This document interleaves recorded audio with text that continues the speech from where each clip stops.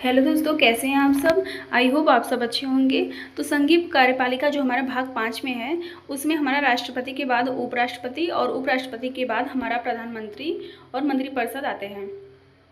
तो मैंने जो भी राष्ट्रपति और उपराष्ट्रपति के बारे में बताया, आप उसे ज़रूर लिख कर पूरा याद कर लीजिएगा। एग्ज़ाम में आपको क्वेश्चंस ज़रूर पूरा 100% आपको देखने को मिलेगा। तो आइए देखते हैं हमारा प्रधानमंत्री। तो हमें पीएम जो हमारे प्रधानमंत्री होते हैं और उसमें हमें कौन कौन सा अनुच्छेद याद करना है, ज़रूरी है, आप उसे ज़रूर याद कर लीजिएगा। तो अनुच्छेद 74 में हमारा क्या है कि राष्ट्रपति के कार्यों के संपादन एवं सलाह लेने हेतु के लिए एक मंत्रिपरिषद होगा और जिसका प्रधान क्या होता है, पीएम होता है। तो क्वेश्चन हमारा ऐसे पूछता है कि मंत्रिपरिषद का प्रधान कौन होता है, तो हमारा प्रधानमंत्री होता है। और मंत्रिपरिषद की एक स्थापना किस अनुच्छेद में है, तो अनुच्छेद 74 में। ए पॉइंट आपको दोनों याद होनी चाहिए, एग्जाम में बहुत बार पूछा हुआ है। अब हमारा है कि जो हमारा पीएम है वो किस, मतलब उनकी नियुक्ति जो है किस अनुच्छेद में, मतलब कि जैसे कि भारत का हमारा एक उपराष्ट्रपति किस में था और राष्ट्रपति किस में था, तो वैसे ही हमारा है कि किस अनुच्छेद में हमारे भारत के प्रधानमंत्री हैं। तो अनुच्छेद 75 में हमारा क्या है, भारत का एक पीएम होगा जिसकी नियुक्ति कौन करेंगे, राष्ट्रपति करते हैं। तो ये बिल्कुल भी आपको याद होना चाहिए। अब यहाँ पे एक दूसरा पॉइंट है जो कि बिल्कुल भी आपको रटे होने चाहिए कि मंत्रिपरिषद में मंत्रियों की कुल संख्या तथा पीएम को शामिल करने के बाद लोकसभा के सदस्यों की कुल संख्या कितने % होती है। मोस्ट इंपॉर्टेंट क्वेश्चन, बिल्कुल भी आप लिख कर रट लीजिएगा। तो कितना होता है, 15%। मतलब कि जितने भी मंत्रिपरिषद में मंत्री होते हैं और पीएम को लेकर और लोकसभा के कुल सदस्यों को, मतलब कुल संख्या कितने % होना चाहिए, तो 15% होना चाहिए, उससे अधिक नहीं होना चाहिए। और यह किस संविधान संशोधन द्वारा, ये भी बिल्कुल भी रटा होना चाहिए। 91वें संविधान संशोधन में हमारा हुआ था कि लोकसभा की जो कुल सदस्यों की संख्या है वो कितने % होना चाहिए, 15%। तो किस संविधान संशोधन में, 91वें संविधान संशोधन 2003 में। तो बिल्कुल भी रटे होने चाहिए आपको। फिर हमारा नेक्स्ट क्वेश्चन पूछता है कि जैसे कि उपराष्ट्रपति के लिए क्वेश्चन था कि वह राज्यसभा का पदेन सभापति होता है, वैसे ही प्रधानमंत्री के लिए पूछता है कि जो प्रधानमंत्री है, जो मंत्रिपरिषद है, वो किसके प्रति उत्तरदायित्व होता है, किसके प्रति सामूहिक रूप से उत्तरदायी होता है, तो लोकसभा के प्रति। क्योंकि जो हमारे प्रधानमंत्री होते हैं वो लोकसभा से चुने जाते हैं, लोगों के द्वारा, मतलब लोगों के द्वारा चुने जाते हैं, तो इसलिए लोकसभा के प्रति उत्तरदायी होते हैं। आपको बिल्कुल भी याद होनी चाहिए। तो किस अनुच्छेद में है, अनुच्छेद 75 3 के है। अब हमारा नेक्स्ट है अनुच्छेद 72 2।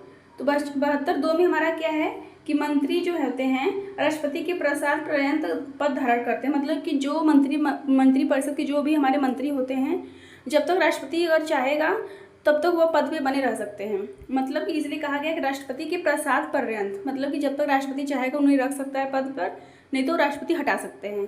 तो ये हमारा किस अनुच्छेद में है, 72 2 के अनुच्छेद में। तो ये बिल्कुल भी आपको याद होना चाहिए कि मंत्रिपरिषद का सदस्य बनने के लिए कौन कौन सी योग्यता होनी चाहिए, तो वह संसद के किसी भी सदन का सदस्य हो। क्या करने के लिए, मंत्रिपरिषद का सदस्य बनने के लिए संसद के किसी सदन का भी। अब हमारा है कि हमारे फर्स्ट प्रधानमंत्री कौन थे, तो आप सबको पता होगा, श्री जवाहरलाल नेहरू थे हमारे फर्स्ट प्रधानमंत्री।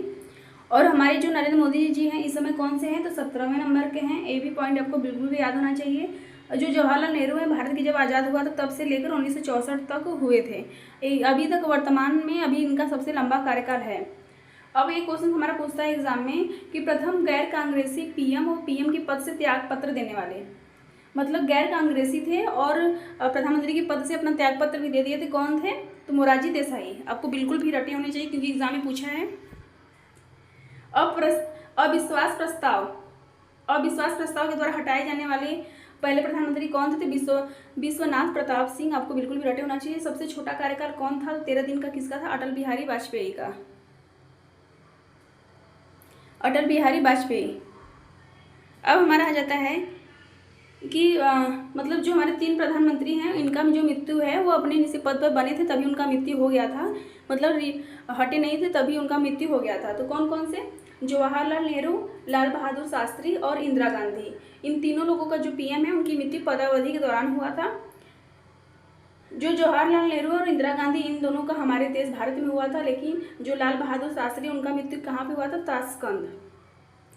और पीएम का क्या होता है, लोकसभा का नेता होता है।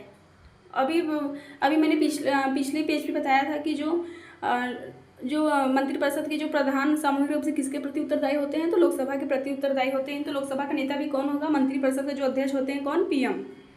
अब हमारा नेक्स्ट है, अब हमारा है कि जो प्रधानमंत्री हमारे होते हैं लोकसभा को कभी भी विघटित कर सकते हैं, मतलब लोकसभा को खंडित कर सकते हैं। कौन?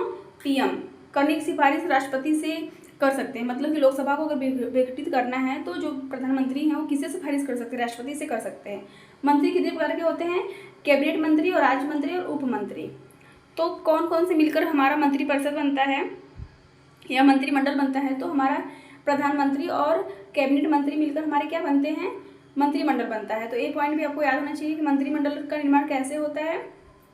प्रधानमंत्री और कैबिनेट मंत्री मिलकर क्या बनते हैं? हमारे मंत्रिमंडल बनते हैं। तो भारत के प्रथम उप प्रधानमंत्री कौन थे? तो सरदार वल्लभ भाई पटेल। ये भी एग्जाम में क्वेश्चन पूछा हुआ है। अब अनुच्छेद 78 हमारा क्या है? तो आपको याद होना चाहिए कि जो हमारे प्रधानमंत्री होते हैं राष्ट्रपति और मंत्रिपरिषद के बीच की मुख्य कड़ी होते हैं। कौन? प्रधानमंत्री। तो किस अनुच्छेद में है? अनुच्छेद 78 में। प्रधानमंत्री की मृत्यु या किसी अन्य वजह से पीएम का जो पद है स्वयं विघटित हो जाता है। जैसे कि अभी मैंने नेक्स्ट में बताया था कि यदि राष्ट्रपति का पद खाली है तो उपराष्ट्रपति उनको पद को 6 महीने तक धारण कर सकता है, ऐसा था। लेकिन प्रधानमंत्री की यदि किसी मृत्यु हो जाती है किसी वजह से अगर वो अपनी पद को धारण नहीं कर सकते हैं तो उनका पद विघटित हो जाएगा। ऐसा नहीं कि कोई अन्य पद धारण कर सकते हैं किसी भी महीने, कितने भी महीने की वजह से। तो ये पॉइंट भी आपको बिल्कुल भी याद होना चाहिए। तो ऑल दी बेस्ट आप सभी को।